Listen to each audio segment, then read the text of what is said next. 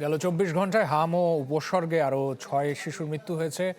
আর এই নিয়ে ৫১ দিনে মোট মৃত্যু হলো ৩১৭ শিশুর। বিশেষজ্ঞরা বলছেন, হামে আক্রান্ত শিশুর রোগ প্রতিরোধ ক্ষমতা কমে যাওয়ায় বাড়ছে প্রাণহানির ঘটনা। এদিকে প্রধানমন্ত্রী তথ্য ও সম্প্রচার উপদেষ্টা জানিয়েছেন, এই পর্যন্ত সারা দেশে ১,৬১,০০,০০০ শিশু হাম রুবেলার টিকা পেয়েছে।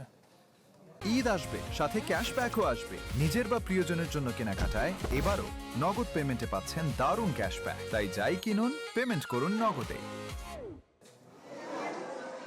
হাসপাতালের শিশু ওয়ার্ডগুলো যেন এক নিঃশব্দ বিভীষিকা। যখন মনে হচ্ছিল হাম সংক্রমণ কিছুটা কমতির দিকে, তখনই সামনে এলো সারা দেশে রেকর্ড সংখ্যক শিশু মৃত্যুর ঘটনা।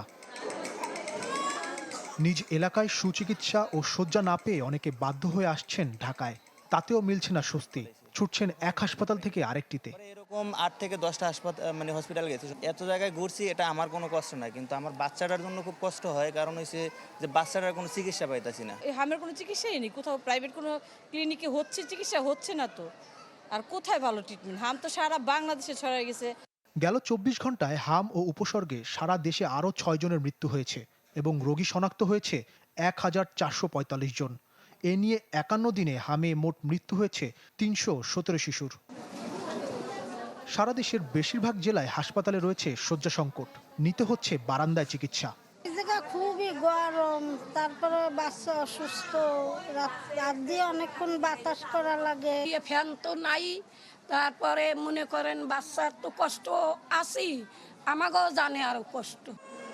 বিশেষজ্ঞরা বলছে, হামে আক্রান্ত শিশুর রোগ প্রতিরোধ ক্ষমতা কমে যাওয়ায় বাড়ছে প্রাণহানি। পরামর্শ দেন পুষ্টিকর খাবার খাওয়ার। পুষ্টিকর খাওয়া মানে যারা নাকি বুকের দুধ খায়, ৬ মাসের নিচে বাচ্চা, শুধু বুকের দুধ খাওয়া বাচ্চা যদি এরকম থাকে, তাহলে তাকে ঘন ঘন বুকের দুধ খাওয়াতে হবে। ৬ মাসের উপরে যে বাচ্চাগুলো আছে তাদেরকে বুকের দুধ তো খাওয়াতে হবে, তার সাথে অন্যান্য যে সম্পূরক যে খাবার, বিশেষ করে প্রোটিনযুক্ত যে খাবারগুলো, ভিটামিন এবং প্রোটিনযুক্ত খাবারগুলো আমাদের একটু বেশি বেশি করে খাওয়াতে হবে।